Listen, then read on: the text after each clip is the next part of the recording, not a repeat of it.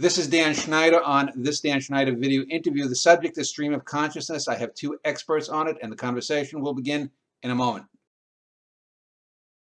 The subject matter is stream of consciousness. I have Susan Blackmore and Jonathan Schooler who will be talking about it. Jonathan is on the left, Susan on the right. Jonathan, I'd like to give my guests a few minutes to introduce themselves. So if you could give me a little bit of background about yourself, what you've written about the subject, etc. Sure. I've been studying mind wandering for many years. And mind wandering is the experience that happens when your mind gets taken away by the stream of consciousness out of the present. One of my favorite examples of that is when you are reading and you suddenly realize that your mind has drifted and you have no idea what you've been reading. Your eyes have been moving across the page and your thoughts have been entirely elsewhere. And so I've been studying that, looking in many ways at the costs of these flights of fancy, but also more recently at the value for creativity. That we seem to do these mind wandering all the time, and this seems to be have some functionality in terms of creative adventures of the thought.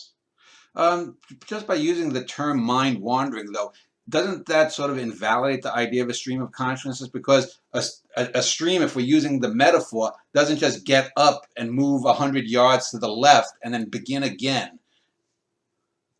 That's a very good question, I have to say. So actually, one of the things that's been sort of a big issue in the mind wandering domain is how to define it. And there's one team of researchers that really thinks that this sort of spontaneous, abrupt jump from one thing to the other, the fact that it sort of meanders and goes from one place to another, is sort of a key element of mind wandering. And I actually disagree with that perspective. I think you can sort of have ruminative thought where you perseverate on the same thing again and again, and that would constitute mind wandering if you were trying to get something done. But it raises the really interesting point about how the stream of thought really jumps around quite profoundly. We have these constant, just almost unrelated thoughts that seem to pop into mind, and this is part of the aha experience, which is one of the things that I'm also quite interested in, how ideas seem to sort of pop out of the blue that are really not anticipated in the previous thought. Susan Blackmore is my second guest. She's appeared before. Susan, welcome back. And if you could give a little background about yourself, and I know you are not a believer in the stream of consciousness, if you could explain why. I'm not a believer. Well, I just don't think that consciousness is like that. I think we are so deeply deluded about the nature of consciousness. I mean, if you ever ask yourself, am I conscious now? The answer is always yes. And it's very easy then to jump to the conclusion that you always were. If you ask yourself, what was I conscious of a moment ago? My suggestion is there are all sorts of things, and I myself cannot tell you which I was conscious of. Lots of things were going on. The mind is extremely weird, and I don't think it fits into a linear stream with somebody watching it. I mean, we know that the self who would be watching the stream or experiencing the stream is a construction of the brain. An illusion, it's an illusion. If you think there's a soul or a spirit or something, you're wrong. In that sense, it's an illusion. It's a construction of the brain. I think the whole idea that we have this thing called consciousness, that we wield free will, these are illusions too. They're convenient ways of speaking about it. They're the kind of natural way that our minds think from childhood upwards. But I think if we're really going to get to grips with the problem of consciousness, then these are some of the things we need to throw out. So, yeah, I'm a bit kind of annoying, really, and kind of going on about everything being delusions. But I think we have to, because otherwise we're stuck with the hard problem of consciousness. And that is, the problem, the term coined by Dave Chalmers back in 1994, the question of how does subjective experiences, that's consciousness, how do subjective experiences arise from objective activity in a brain? What has this got to do with what we know is going on in here?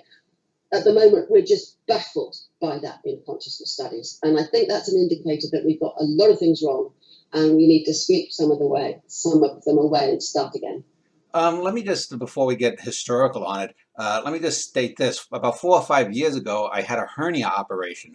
I remember being, before I was let into the operation, given a little glass of something to drink, and they shot something into my arm. I remember my wife looking down at me, and then I saw the hall lights in the operation center going by. And the next thing I remember was apparently 90 minutes had passed, and I saw this beautiful nurse with red hair and in a green scrubs looking down at me.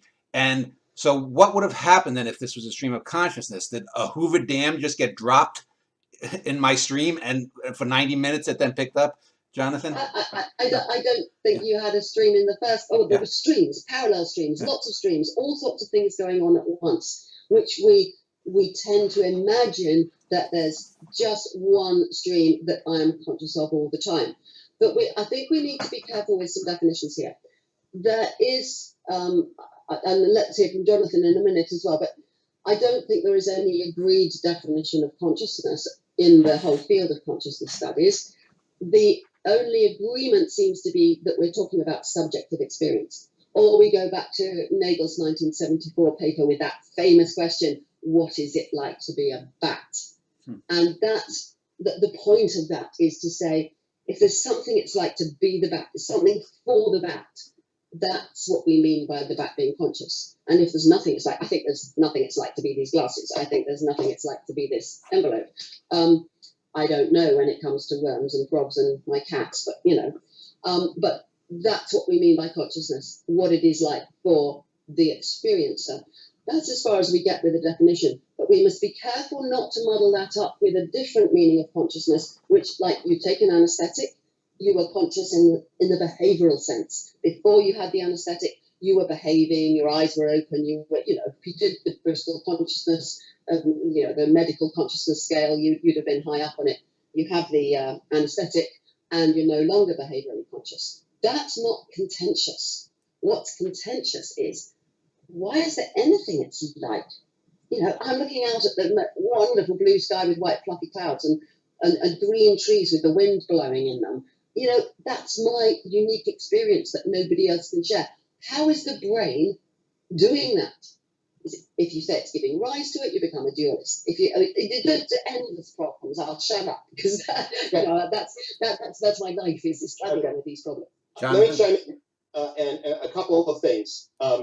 First, I just want to acknowledge my huge admiration for Susan, and I think that the perspective that she presents is a logically coherent one, and it is a reasonable perspective.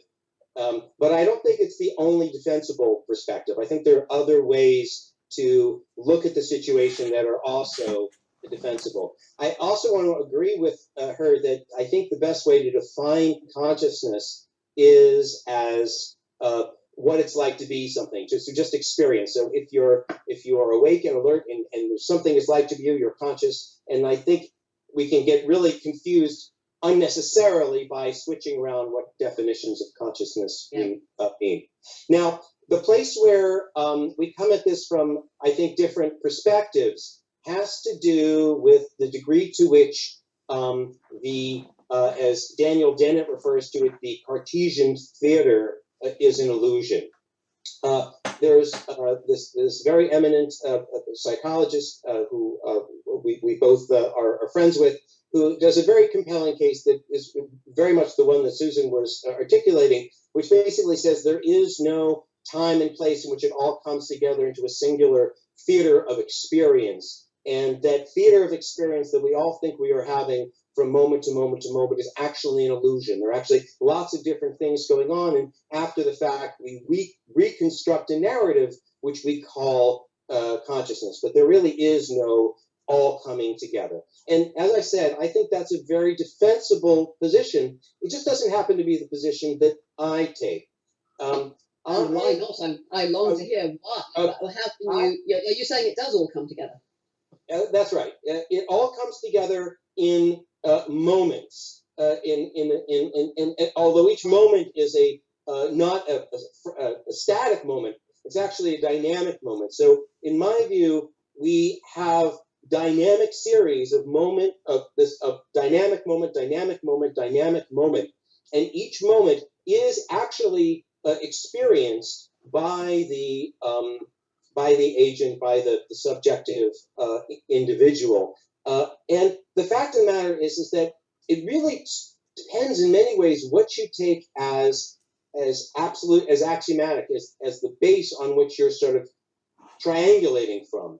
And I know I'm going to raise a very unpopular philosopher in saying this, but I also resonate with Descartes not in every respect, but in where he sort of says the one thing I know with certainty. He said, "I think, therefore I am." What he really meant is I experience, therefore I experience. That is the one fundamental thing that we have as experience. And even even Susan, even though she believes that this is entirely illusion, she lives her moment to moment as if you can't live without experience, without having the unbelievably compelling experience of moment. And so I take that as fundamental and require whatever story we come to work around that rather than the other way around. Well, let me take up on that, because you say you have to live as if. We have the same arguments with free will, and we might come to that. Yeah. But you say you have to live as if. I've been practicing Zen, meditating every day for nearly 40 years, and I do a lot of introspection into my own mind. So I have experience of mind wandering, which is always retrospective. Oh, it was wandering. I often ask this question, am I conscious now? Which kind of amounts to mindfulness. And in that moment, yes, here is this experience. I can always make that happen. Whenever that question comes up, there's the world. But if I just pay attention, I think I realize that it isn't like that most of the time. I am not mindful most of the time. So what is going on in, we might say, the darkness? Or what is going? There's a wonderful thing that William James says. He says introspection of this type is like turning up the gas quickly enough to see how the darkness looks. And I love that, because I think this is how it is with mindfulness, or with asking, am I conscious now? Yes, the light's always on now, but just before I put the light on, can I put the light on so quickly I can tell what it was like, what my mind was like just before? And I would say from this intense experience that there were lots of things going on, and it's not true to say that one of them was in my consciousness. It's not even true for me to be able to say which of all these things going on I was conscious of. So in one way, I agree with you.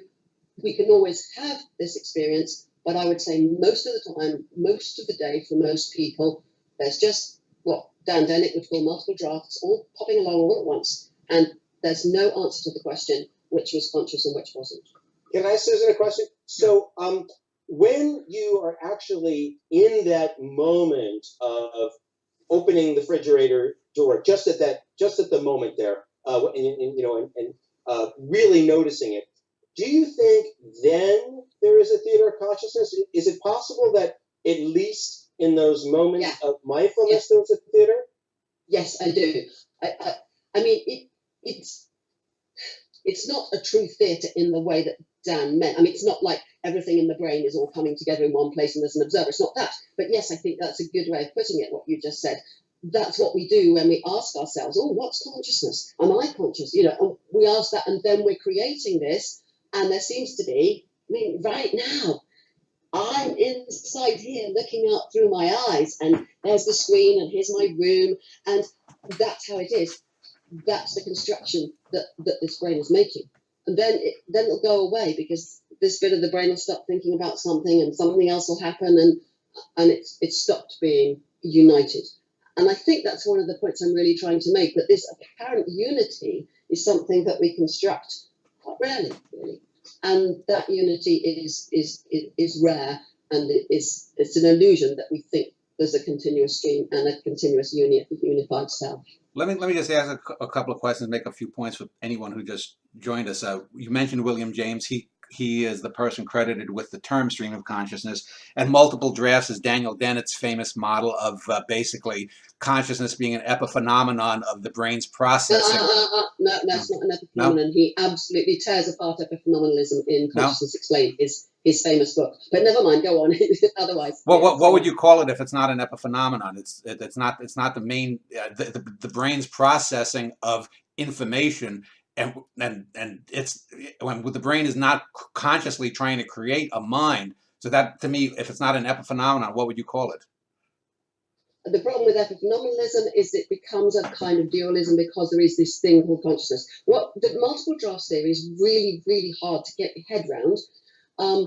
As far as I can try to explain it, the idea is that there are multiple things going on all the time in the brain. Drafts in the sense that there'll be some visual input going through and they'll be continuously varied and changed. There'll be other auditory things, there'll be verbal things, they're all going on at once in massive parallel machine. There is no answer to the question which of them is conscious until we retrospectively say there is. So what's actually happening is all these streams, and the only thing that causes us to say that is what I was conscious of is because of the output. So he says this is the system has to be probed. So if you probe the system by saying, oh, what are you thinking about now? A penny for your thoughts. Or, oh, look over there, what's that? You're probing the system and bringing out an answer, which we retrospectively call consciousness. But there isn't anything that you really can call consciousness. So are we then automata that only retrospectively think we're consciousness when we scrape up against the pellicle of reality? Yeah, I guess so. But please, Dan, if you're listening, I hope I haven't done something terrible to your theory of multiple drafts, because it's pretty subtle. And I think the critical thing about multiple draft theory, and from my own sort of similar ideas as well, is that most people working in consciousness studies are looking for the neural correlates of consciousness because they think it must be the case that some brain processes are conscious or give rise to consciousness, and other brain processes are unconscious. Multiple draft theory denies that. Jonathan, you use the term illusion in regards to consciousness, and I don't think you believe it's an illusion, but that other people do. When I hear a term like illusion, whatever the mechanism, let's say if whatever the mechanism we want to call what makes me, me, you, Susan, Susan, that creation of the self, that consciousness that says out of these trillions of little cells, there's one. How is that an illusion? That would, to me, be the function of how we become the self. An illusion suggests something that's false, but that's not an illusion. That seems to me the very mechanics of selfhood. Well, there are two different constructs that are on the table here. One is consciousness, which is experience, and the second is the self, which is this sort of conceptual thing that we refer to as persisting over time. And I'm actually much more open to the idea of the self as an illusion than I am to consciousness being an illusion. To me, to say that consciousness is an illusion seems to be an oxymoron. It seems to be a paradox, because even the illusion itself is an experience. So if I see a giant pink elephant, even if that's an illusion, I'm still having an experience. So for me, the experience cannot be illusory. The self, on the other hand, I think really could be. I think it's very plausible that we are, and I know that this is a perspective that Susan has, we're sort of just popping into existence. Each self is one moment, just a series of momentary selves. And actually, I think that is that's quite plausible. But even if we are a series of these momentary selves, the place where we differ, in I think a really interesting way, is that I think that momentary self is having a Cartesian experience. It's coming together for that momentary self at that particular time. Now, the next momentary self may create a narrative about what the previous momentary self's experience was, and it may not get it fully right. But the fact that when you meditate, when you actually get yourself in the quiescence of mind and are able to see that I would call experience the Cartesian theater, to me is an existence proof that the Cartesian theater is possible. Mm-hmm. And once you've demonstrated that it can come together, even if only some of the time, then the arguments that it's impossible for it to come together, I think, become less compelling. And the Cartesian theater, for those who don't know, is the idea of a little homunculus sort of going back into infinity, that the homunculus would have a homunculus, that consciousness in its essence arises from some primordial source, infinity minus one beyond us. Then let me. I'd love to. I want to. Go ahead. Let's finish on this point. Can I jump in there? Because I think actually you and I are agreeing a lot here. And a lot of the problem, and I mean, I think we could find, we might be able to work through some differences. But to me, the term illusion, as Dan said, it's to do with being wrong about something. So I don't think I can be wrong about this. I mean, it's gone as soon as there's a problem of is there an hour and all of that. But I think I would agree with you that in those moments, here it is. But what I would say is an illusion is when we think that consciousness is some kind of power, some kind of something separate or independent of the thinking and the emotions and all the other stuff going on, that there's this special thing called consciousness, that it's continuous, that I have it. Those are very common assumptions about it, and I think they're wrong, and that's what I mean by an illusion. So I think I'm actually very, very much more agreeing with you than you thought. Oh. Jonathan. That's shut you up. Oh dear. Jonathan.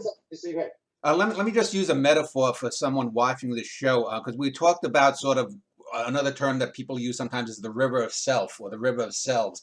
And there's a famous, with like cyber nerds, the idea of the Star Trek transporter, whether it's a death machine or not. So imagine that you had a Star Trek transporter that would decompose and recompose Captain Kirk every microsecond. That would be a separate individual Kirk reassembled, dead, reassembled, and that Kirk in that fleeting moment would have all the same memories, minute or millisecond by millisecond, whatever it is. But it would be a different Kirk at every single millisecond. Is that is that a better way to illustrate the idea of what you were talking about, that self, River? Yes, it is. Yeah. Let me jump in. Yeah, so that's Parfit's very interesting thought experiments, and he basically makes the argument that we are perishing at every moment, and you can sort of see this by the beaming up example. I am sympathetic to that, but personally, I would not take the transporter. And there's sort of a variation of this where... wouldn't you? I wouldn't. Tell me, why not? Well, because there's a variation of this where you successfully get beamed up onto the deck, but the you that was down here, there's a malfunction and you're still here. And then they go, don't worry, you're already up there. Listen, and they go, yeah, I'm fine, that was great. But I'm still down here. Yeah. I'm not going to be reassured. It's not going to be like, okay, destroy me now because there's this guy up there who's saying he's me and he's having a fine time. And that seems to me to be perfectly plausible. And even if I may be a series of moments, and I what I call entertain without endorsing that idea, I'm not 100% persuaded of that. I'm not sufficiently persuaded of that I'm going to be comfortable with you just, putting phasers on destroy and wiping out the meat on the planet.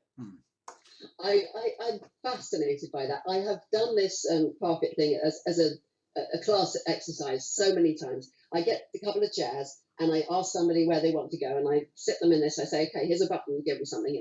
Will you go in the teletransporter to Mars or Santa Barbara, or where somebody might want to go? And then I get the people who say they would go to explain why, and the people who say they wouldn't go to explain why. And I've never had somebody come quite so clearly on the double person refusal to go, because I think, given everything you've said, you wouldn't be me, it wouldn't be really me, or my soul wouldn't be there. You wouldn't take any of those lines. You've just taken the one that there'll be two versions of Jonathan, and you don't like that. But I would go if they said there were going to be 10 ones. I think, how fascinating, because what will it be like? I mean, presumably I'll go on having this kind of illusion of continuity in one of them, but then so will the others. And what does that mean to be me? And it takes me back to questions like when I was a kid and my sister was in the next room, and I was thinking, what would it mean if I swapped with her? And even as a young age, I worked out that, well, that doesn't make any sense, because I would be her and then I wouldn't know, and who wouldn't know? It's one of those brilliant things. But I'd go. Maybe in our lifetimes we'll get the chance. Well, you can go. I'm staying here. Fair enough. Let me throw out another term that's often used interchangeably with consciousness, and that's sentience. Consciousness seems to me to be the more primal or atavistic thing.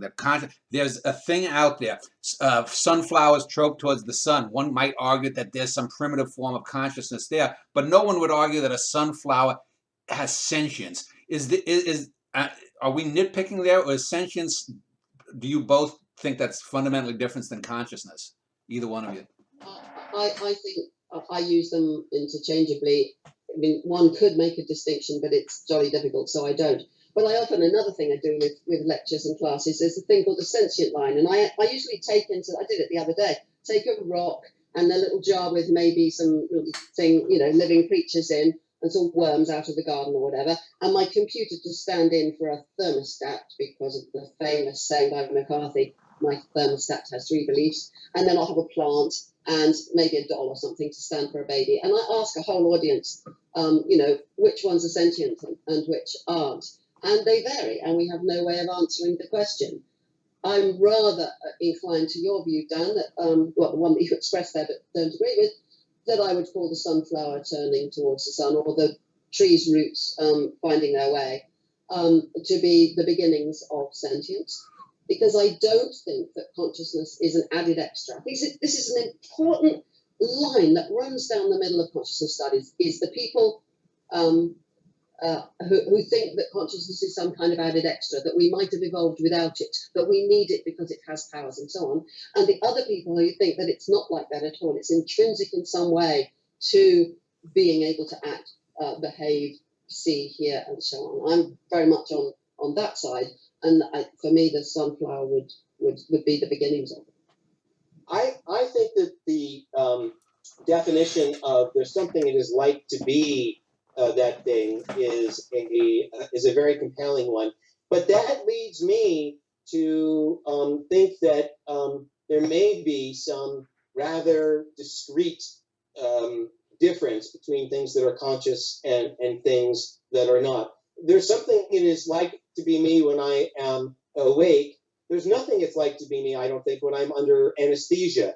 And they're very, very profound. When I'm gradually waking up, there's something it's like to be me. I'm still kind of foggy, but they're so to me, things have consciousness or they don't, and it's a really fascinating question. I personally am somewhat promiscuous with the things that I'm willing to entertain may have consciousness. I think it's very likely, for example, that insects have a consciousness, although I've heard some interesting arguments about how some might and others don't. I personally think it is plausible that single-celled organisms there's something it's like to be a single-celled organism. And I also... Would an amoeba have a sense of I, then, do you think? No. And this experience without I. And this also gets back to a place where Susan and I agree. I think that routinely you can have experience without having the whole metacognitive material of thinking I'm an I doing this and all that different type of stuff. And I think that the very basic experience doesn't require that sense of I. But again, all of these things I sort of take as conjectures that I could imagine. Different days, and we could get to free will. On different days, I find myself really switching around a lot. So some days I find myself a libertarian. I think free will consciousness actually has a unique power. Other days I find myself a hard determinist, so that the consciousness is entirely epiphenomenal. And other days I find myself more of a compatibilist, thinking we can have our cake and eat it too. And the same is for my opinions about whether or not plants could be or have consciousness. I all the way through this, I want, what do you mean by something having consciousness? Because that, to me, you may not intend it that way, and that's why I want to ask you about it, because it sounds as though it's putting you on the side of consciousness is this extra something that we might have or not have. That leads you into the zombie argument. Could a person exist that it was all dark inside, they could behave in the way a normal person does, but they don't have any experience? So by saying something, whether it's an amoeba or a bacterium or a human, has consciousness, what do you mean? Before you answer that, Jonathan, just what you mean, Susan, let me just ask. You don't think have consciousness, but you can be conscious but not have consciousness, correct? Yes, Okay. yes. Okay. Look, Go ahead, I'm Jonathan. not saying I Yeah. exactly know what I mean. I'm Yeah. just questioning this I just tricky wanted to problem clarify that of for saying that anyone watching. something has consciousness as though it's something extra Yeah. that we might not have. Go ahead, Jonathan.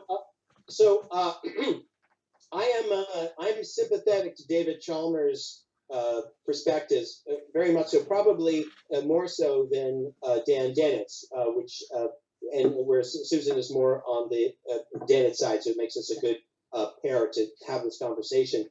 I do think it is. I can easily imagine us creating computers that pass what's known as the Turing test, or a variation of the Turing test, where we believe that they are conscious, they act conscious, we interact with them in a conscious manner, but there's nothing it is like to be that computer, that there's no actual internal qualia, internal phenomenal experience that's taking place there. So in that sense, I would say that the computer was behaving as if it was conscious, but it did not have consciousness. Now, I'd be okay where when you call the having consciousness being some sort of process that emerges from purely some kind of purely physical processes, and it's plausible to me that it could have consciousness.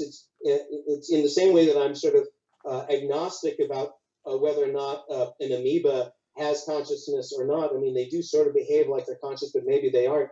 And I'd even be able to entertain that a bee, or bees are really pretty conscious, but some other kind of bug isn't conscious. But the bottom line is that I think it's really a interesting open question of whether or not you could emulate consciousness and not actually have an internal experience. And it's the internal experience which I mean as having consciousness.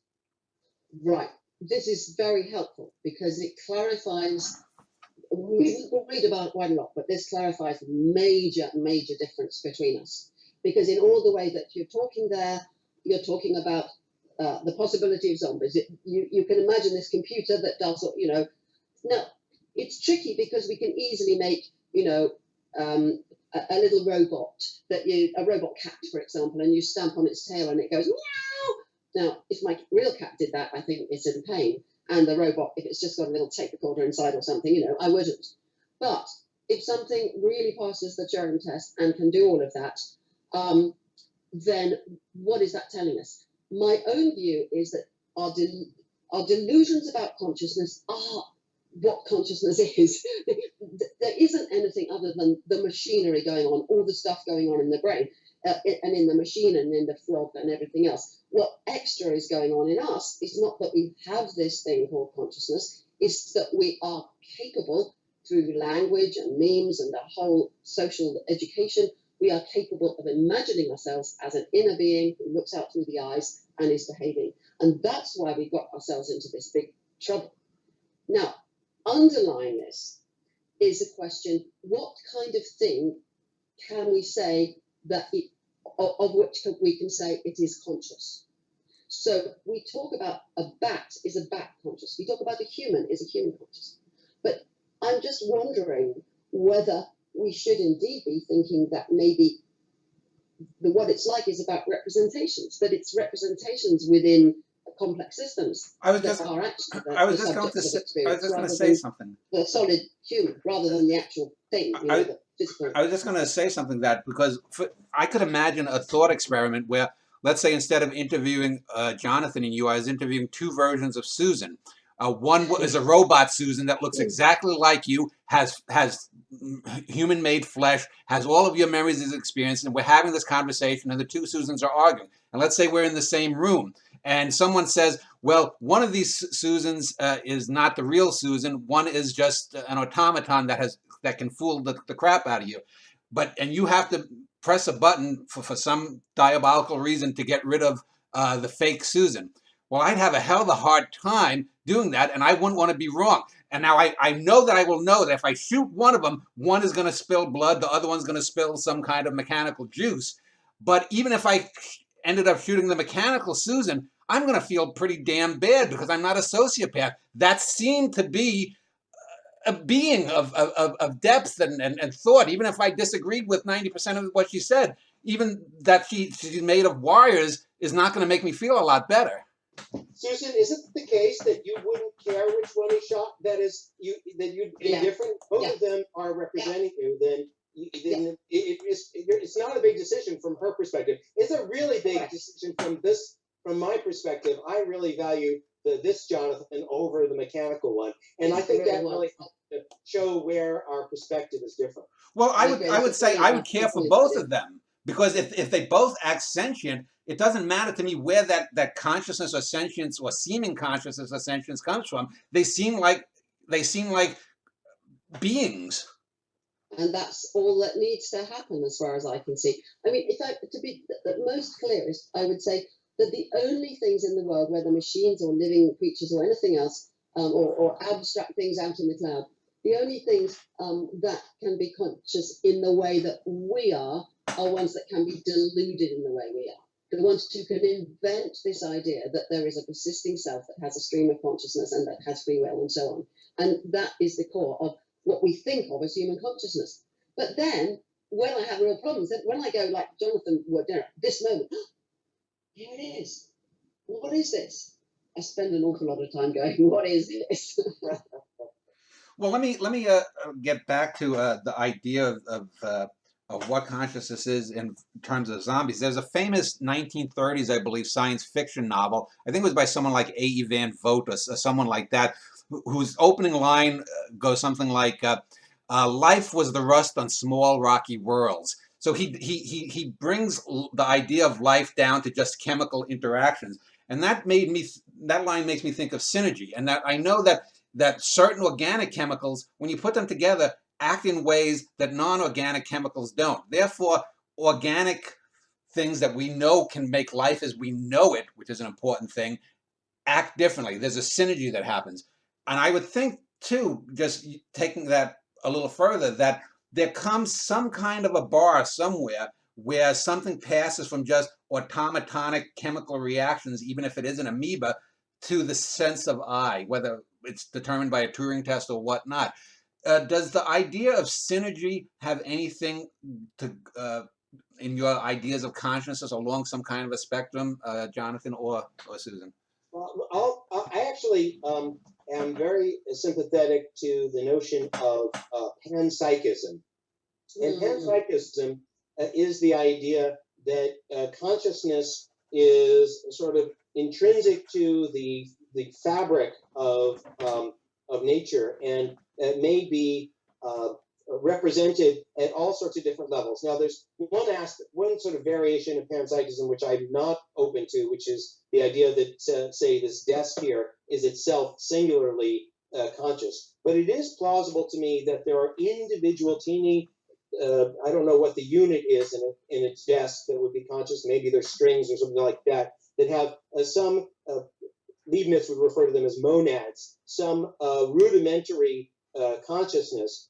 And then I think what's possible is that there are some principles of combination by which individual conscious monads combine into larger conscious organizations. In the same way that you can, build, you can have an individual molecule and they can be built into larger and larger structures. And there may be principles about the alternation of them so that they all sort of get into sync. So you get all these things all syncing together at one time that creates these larger and larger emergent conscious experiences. And at every level that you sort of, in the same way that the different parts of a cell, the different organelles of a cell combine to create a single cell, I think that there may be ways in which these individual bits of independent conscious experiences can somehow combine into larger ones. And in a sense, that is the kind of emergence that you're talking about. But in another sense, it's all pulling together this fundamental aspect of consciousness that I'm conjecturing, but don't know for a fact exists. Very interesting. Now, I too have a soft spot for panpsychism, but not in the same form as you, and in a rather different way of thinking. I mean, you raised the problem of the desk, and I think this is a kind of a killer problem for the most obvious form of panpsychism, which is that everything is conscious, every atom, every molecule, and so on. And, you've said it exactly, well, which bits, So you've then gone to the, monad type, which is not the way I would go.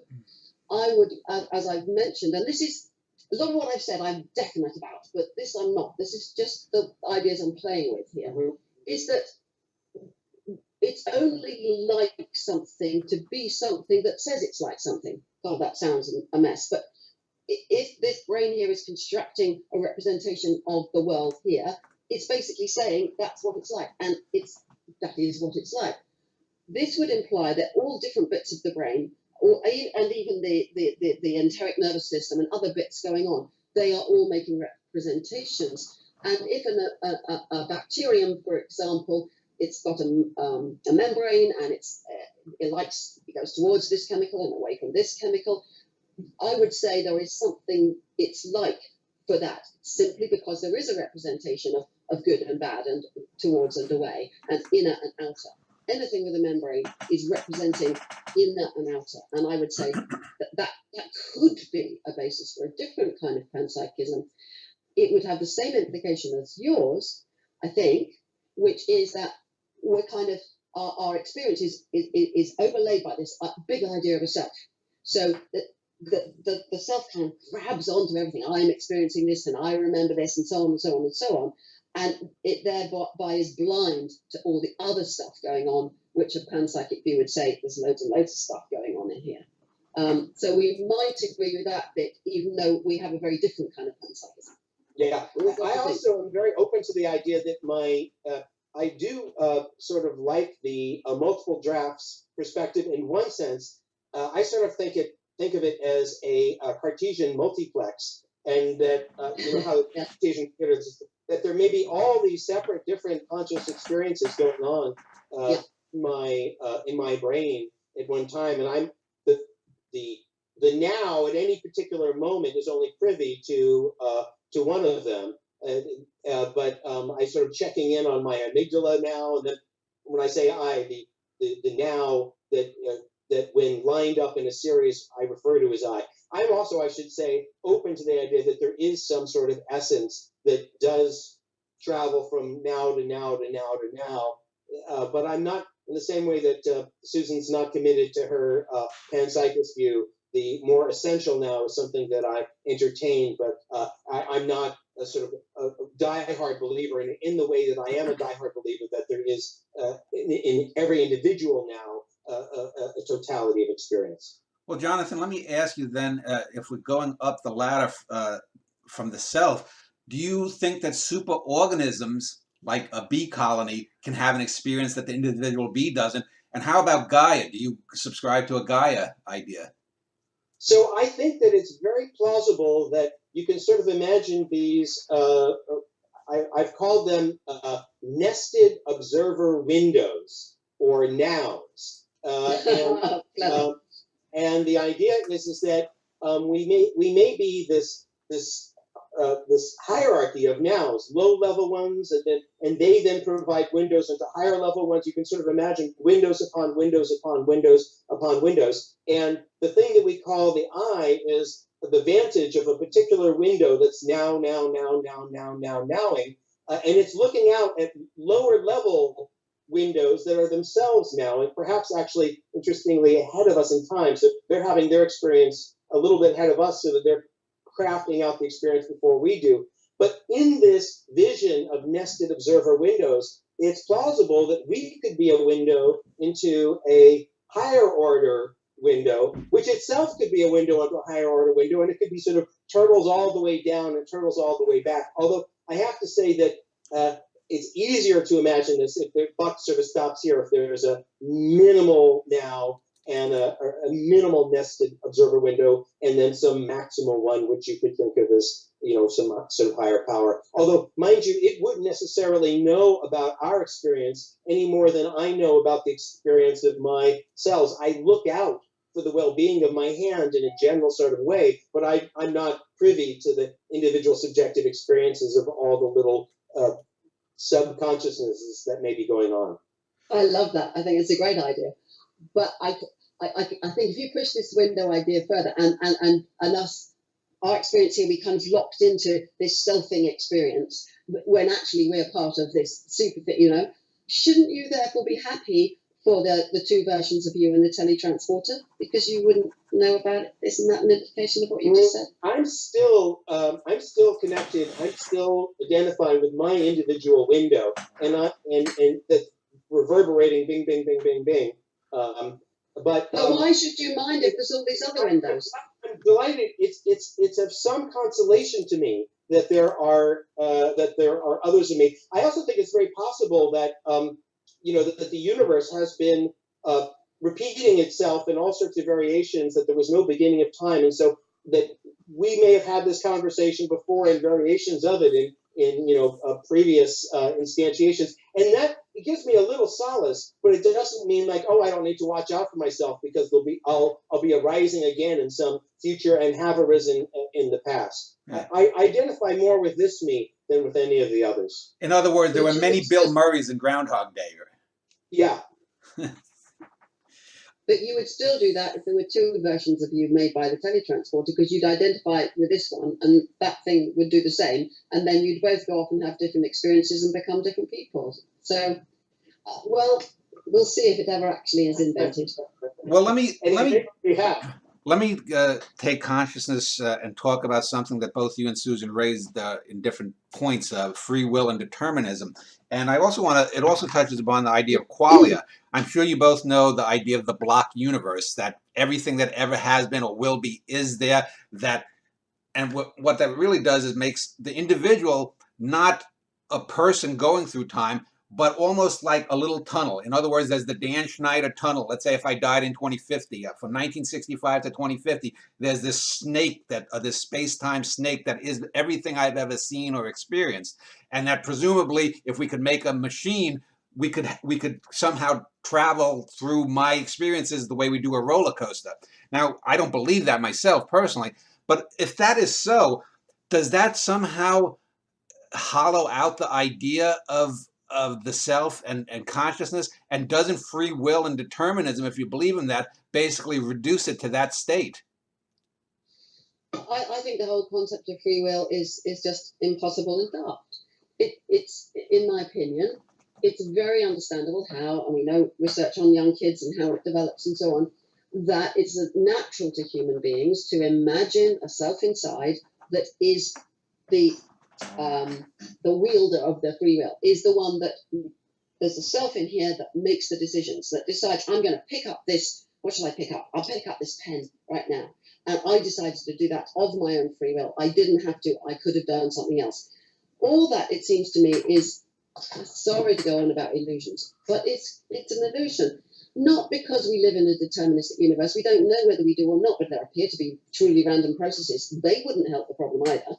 I would say, as indeed the Buddha said, everything happens because of everything that happened before. And when I decided to do that, the causes are fairly clear.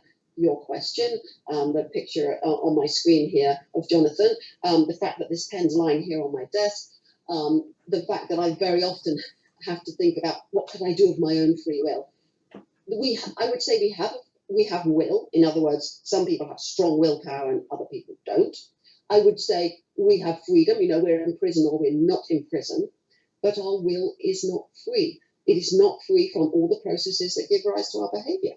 And when we look at what's happening in the brain, all these multiple things going on in parallel, where is this mystical thing that would wield the power? There isn't. So I would say that we human beings are choice-making machines, learning machines, mean machines. We do all of these things extraordinarily well. And just to give ourselves a story that makes sense, we make up the idea of this self and that thinks its will is free because it has no access to all the underlying processes. But the self model that's constructed in the temporoparietal junction with connections all over the place, this has no access to the uprising, upwelling processes that are causing me to pick up rubber this time and do it differently. But how is the self? It was this whole system that did it. But how is the self imprisoned? And doesn't that get into the idea of a false binary choice? I mean, whenever we've seen these experiments with, it takes a fraction of a second quicker than could possibly make a choice, or sometimes baseball batters here in America, when they swing, they said there's no way that we could determine whether it's a slider or a curveball, that the guy is going on instinct when he's hitting the ball. Because human beings are incredibly quick-acting, clever things that can do that. And after the fact, say, I did it. You can't, the processes that give rise to the idea, the conceptual idea, and the words, if necessary, that I did it, take a long time. The serve, the hitting back, I played ping pong, not brilliantly, but, quick enough. I can say, oh, I did that stupid mistake there, but actually that's just a retrospective description of what happened in a very fast-acting, responsive system. So that's how I think about it. Okay, go ahead. Go, Jonathan. I just want to chime in. So, as I mentioned, I kind of go different ways on the free will one, but to play devil's advocate, and this is, I'm feeling this could be a free will day, the libertarian day. So I'll make the case for that. First off, I do think it's the case that if we live in a block universe where there's only one possible next future, that you really can't say we have any kind of meaningful free will, because we are really locked into a particular route. But there are alternative physicalist views, such as the many worlds, where the idea is that the universe is actually sort of branching off at every choice point, and there's one me which is going down one path and another me which is going down another. When I think about that, my own preference is to imagine that we actually are, through consciousness, which is left out of these models, able to, through our interpretation, or it's not quite clear what exactly the mode is, we're actually choosing or going down one of the many world paths. So which one? So we're all sort of in like a kite nested together, going down one of the possible many worlds. I liken this also to I think a good metaphor is sailing. So when you're sailing, you can't control the currents, you can't control the wind, you can't control the waves and the tides and all sorts of different things. You have very little to do, and you can't even know where you're going to be the very next moment. You might easily be jostled in ways. And nevertheless, you are able to have some degree of control where over time you tend to go in the direction that you'd like to go. And I think that it's given how little we understand about the nature of consciousness, we don't even really understand time or causality. To say that we understand those principles well enough to definitively rule out something as fundamental to our experience as free will, I think is premature. I 100% disagree with you, absolutely and totally. This is really fun because we agree about lots of things, and here it's no way. Because the question I would ask you is, what is doing the controlling? Right. And this applies to the table tennis and the sailing and other examples that we've been talking about. And the idea of free will is essentially bound up with the self, that it's my control, that I. Now, what am I? The thing I think of as a self is a mass of stuff going on in a brain that's constructing a story about a self. And that story about a self is not the thing doing the control. The thing that's doing the control of the sailing boat, for example, is the arms and legs and the motor cortex and the premotor cortex and the cerebellum, all doing this incredibly clever stuff. And their thought comes up, well, maybe you're looking at the compass, or I don't know what kind of sailing boat you're talking about, but if you're in a big one, a yacht that's got a compass and you're thinking, I want to get over there, and I'm looking at my maps and I've got them, all this stuff's going on, and out of that comes the ability to control the ship. This is a clever human, complicated animal controlling the ship. Not me. I am a fiction, a story. I'm not doing it. That's why I disagree with you so completely. But Susan, does that make sense? Susan, let me just say. But what you seem to be advocating against free will is sort of a domino, the falling domino theory, if you will, of every event goes into another event. I knew a magician back when I was in my teens who used to do the thing with 10,000 or 20,000 dominoes, and he said, whenever you'd see those films of the dominoes constantly going perfect, he said that would be 1 out of 100 times they'd set it up. Dominoes don't always fall in a neat, progressive fashion. They sometimes move to the side, and the whole thing collapses. In reality, that's what happens. So I don't see how you can have any free will. You can be against free will when it's all predicated that everything has been lined up to perfectly cohere. I'm not saying that. I'm just No? saying that things happen because of what happened before. They're nothing like dominoes. The brain and the human being in its world is a very complex thing. Mhm. But Jonathan, what were you going to say Go ahead, there? go ahead, You looked Jonathan. like you were about Yeah, to jump in. So the view that I had on those days in which I entertained free will, and again, this is another one of those places where I go different ways, but on those days that I'm playing with it, And today's one of them. I don't, in today's one of them, yeah, I don't necessarily imagine that it doesn't require a enduring self.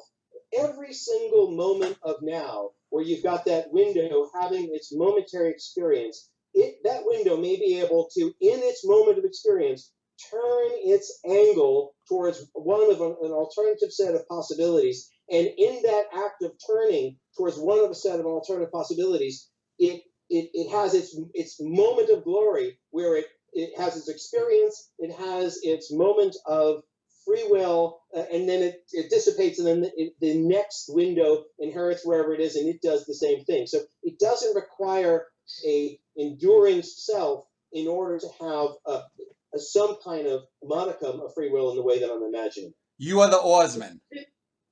What? Yes. Yeah. Okay. I think it's too slow, and I think this is where the famous Libet experiments come in and all the follow-up experiments and so on. Because when I go, oh, here it is. Now, at that moment of awareness, there will already be a lot of processes going on, which will be important to where my arms are going and other things that I might be doing. The processes are too slow for this moment to suddenly switch everything, I think. And I think this is where, I'm not a neuroscientist, but this is where the neuroscience might come in and help us. I think that the Libet research, which basically shows that you can predict what decision people are going to make neurologically before the person is aware of having made up their mind.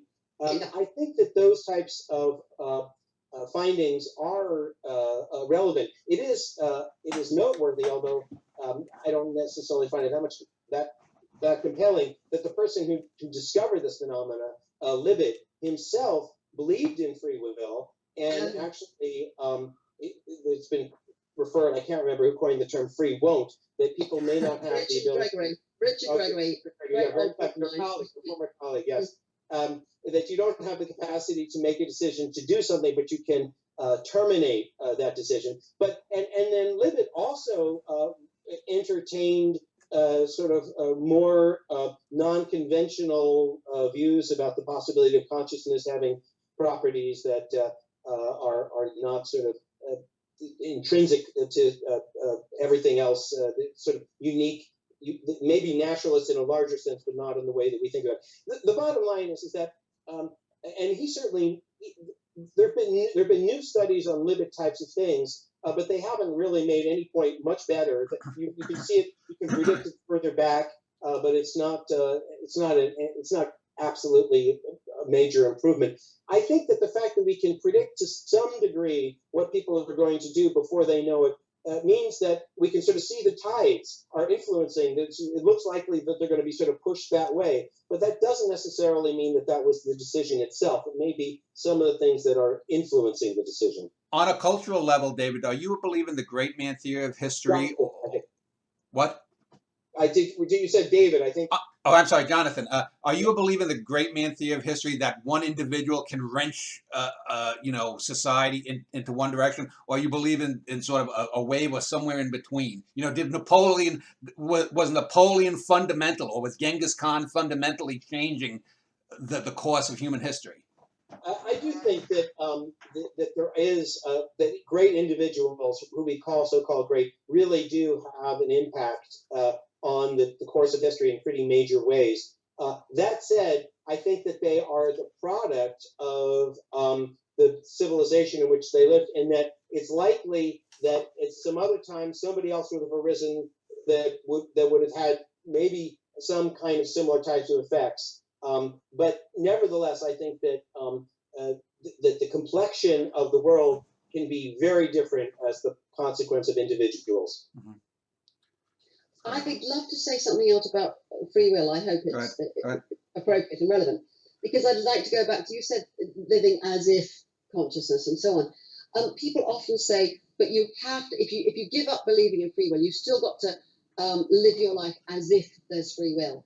And this is a real bone of contention. And I've been practicing for decades now to live without the illusion of free will. And actually, once you get the hang of it, it's remarkably straightforward. I take the view that all the decisions that this human being here makes are not free. Nevertheless, they entail things like you get the email, do you want to come and do whatever it is? And then the process goes on, well, it would be good from this point of view, but it would be bad from that point of view. It would take too much time, or blah, blah, blah, blah, whatever. Those also are not free. Those are the kind of things a human does.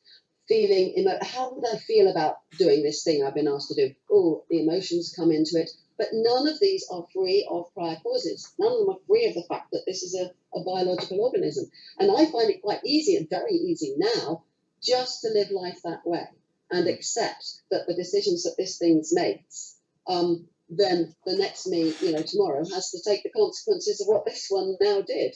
It's a bit scary. It can be very scary, but I've kind of got used to it. But And I it's think taken this a is lot of something that many people say is impossible.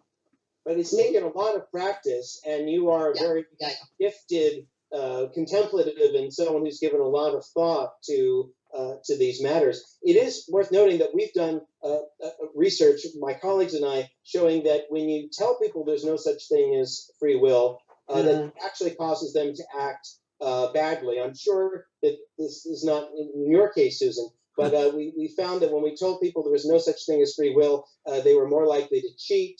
They were more likely to, other people have found, to give people hot pepper and act in all sorts of antisocial ways. Now, it's very possible that if you presented them with a more sophisticated view, that wouldn't have those negative ramifications. But we also find that in general, at least among the sort of lay people, that a belief in free will is associated with all sorts of adaptive behaviors, such as working harder, effort. I mean, that's for me the place where it's the hardest. If I really need to get that review in on time, if I can summon that sense of you must. It's up to me. Yeah, it's up to me. You must make it happen. It's important. One last thing is that there are some ways in which a belief in free will seems to be a problem. People tend to be more retributive when they believe in free will, and when you discourage a belief in free will, they dole out less harsh punishments because they're less concerned with vengeance. When I first read your experiments, I was, well, you can imagine how important they have been. It has been to me reading the results of your experiments. And it really worried me a lot to begin with. And I thought, am I embarking on this thing and even encouraging, really trying to encourage, but by talking about it, encouraging other people to do this when it has these terrible consequences?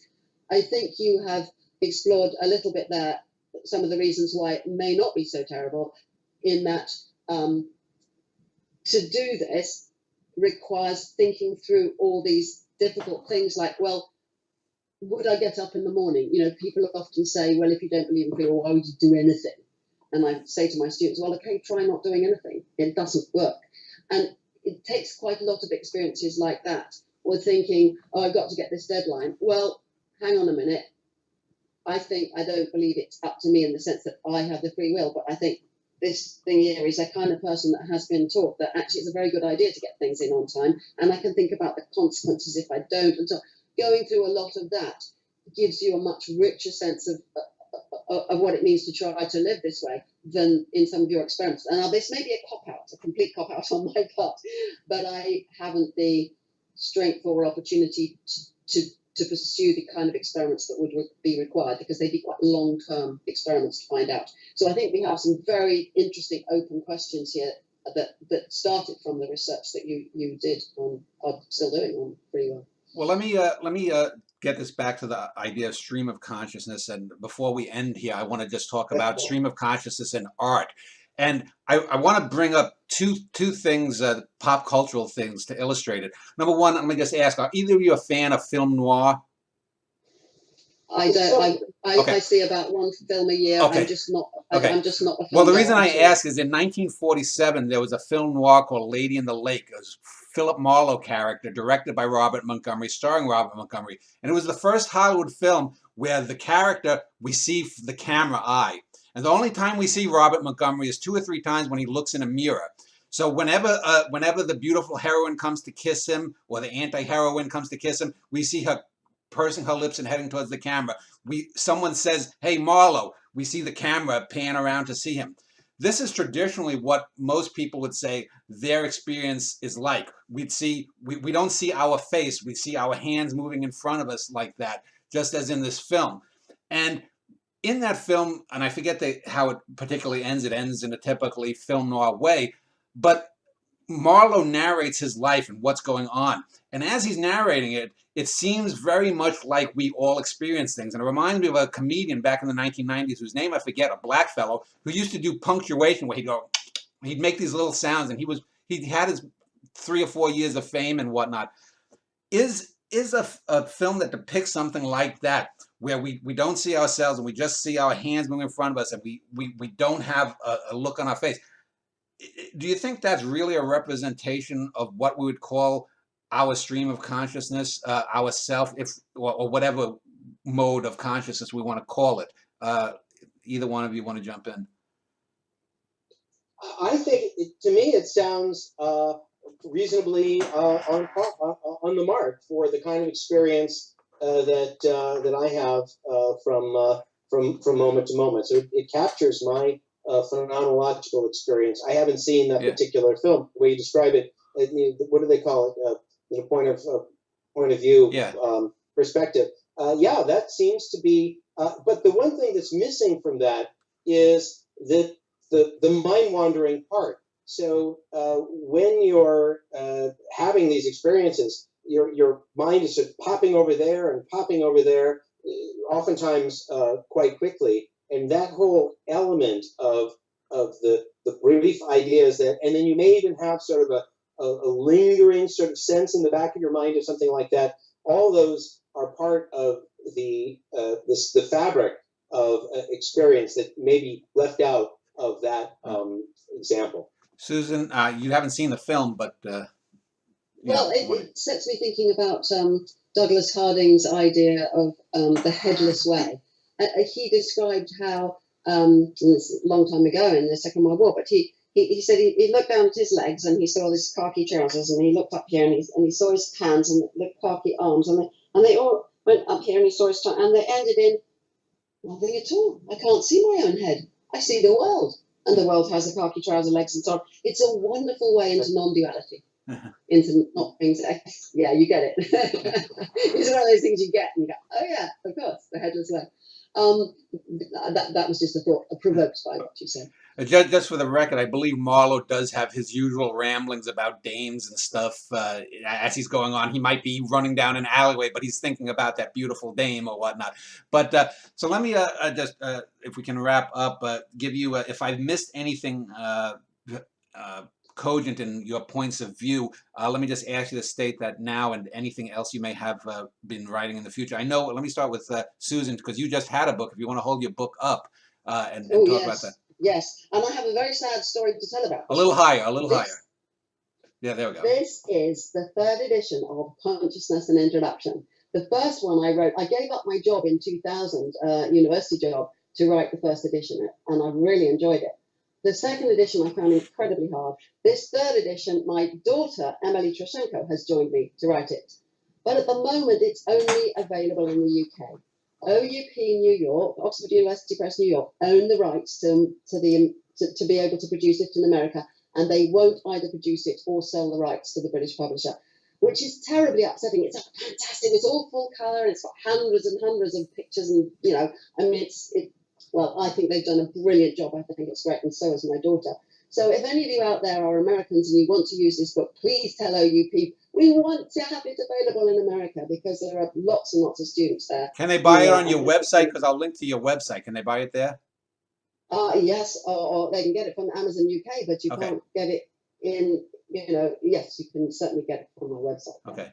But not from Any final comments then that I may have missed? Anything else you want to add? Well, I'd just like to say how much I've enjoyed talking to Jonathan. As you know, his experiments have been important in my mind, and I really like the way that we've got all these threads going through that we agree with, and then something that we disagree. I hope we can have many more such discussions in the future.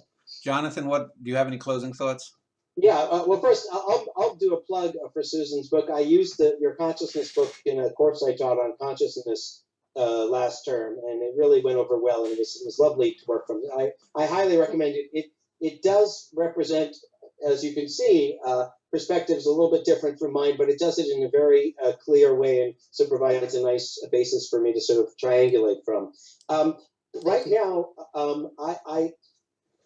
I've been captivated by this stream of consciousness and the way in which we can just get derailed by our stream of consciousness, and also how that derailing can lead us into really exciting ways. And in some ways, if you look at the way our conversation went today, we started, trying to talk about the stream of consciousness and went off on all sorts of other tangents, which were quite profitable. But not necessarily on task. So a couple of things that I've been working on currently. One is helping people to develop an ability to be grounded in the present. We are working on a course on mindfulness in high school students, and I'm the director of a center for mindfulness and human potential that's creating a digital platform for mindfulness for high school students around the country and hopefully around the world. And very excited about that, and be happy if people want to reach out and find out more about that.